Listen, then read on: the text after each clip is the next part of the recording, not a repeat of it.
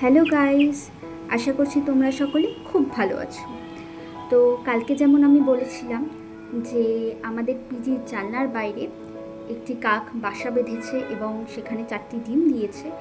তো সেই আপডেটের সেকেন্ড পার্ট নিয়ে আমি আজকে চলে এসেছি। তো তার আগে বলি যে মুম্বাইতে এখন খুব গরম পড়েছে। তো সেটার জন্যই আমি ভেবেছি যে একটা বাটি করে একটু জল আর একটু খাবার জানলায় রেখে দেবো, যাতে এই গরমে ওদের কোনো কষ্ট না হয়। সেই মতোই আমি একটা চকলেটের বক্স আমার কাছে ছিল পুরনো, সেটার মধ্যেই জল আর আরেকটা সিমিলার বক্সে একটু মুড়ি নিয়ে জানলার কাছে রেখে দিয়েছি। আশা করি ওদের কোনো কষ্ট হবে না এই গরমে। আর এটা আমি রিফিল করে দেবো যখন আবার শেষ হয়ে যাবে। তো চলো আজকের আপডেটটা শুরু করা যাক। তো আজকে সকালবেলা উঠেই আমি প্রথমে জল আর মুড়িটা নিয়ে জানলায় রেখে দিয়েছি। এবার মাঝে মাঝে আমার খুবই ভয় করে এই জানলা খুলে ওদেরকে খাবার দিতে। তার কারণ হচ্ছে ওরা অনেক সময় হয়তো বুঝতে পারে না যে আমি খাবার দিতে যাচ্ছি বা ওদেরকে দেখতে যাচ্ছি ওরা ঠিক আছে কিনা।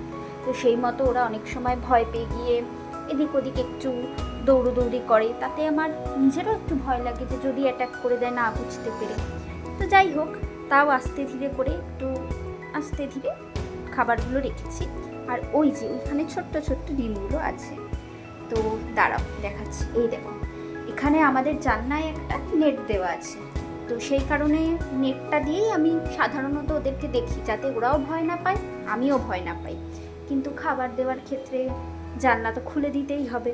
আর এই দেখো আজকেও কিন্তু ডিম ফোটেনি, এখানে 4টি সুন্দর ডিম এখনও দেখছো কি সুন্দরভাবে রয়েছে।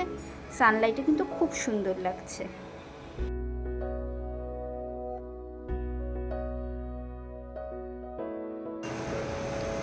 তো এই ছিল আজকের ভিডিও। যদি তোমাদের ভালো লেগে থাকে তাহলে অবশ্যই লাইক, শেয়ার অ্যান্ড সাবস্ক্রাইব। আর এর পরবর্তীকালেও আমি এই আপডেটের থার্ড পার্ট নিয়ে আসবো আর তোমাদেরকেও জানাবো যে কি হচ্ছে। তো আজকের জন্য এটুকুই, ভালো থেকো সবাই, টাটা।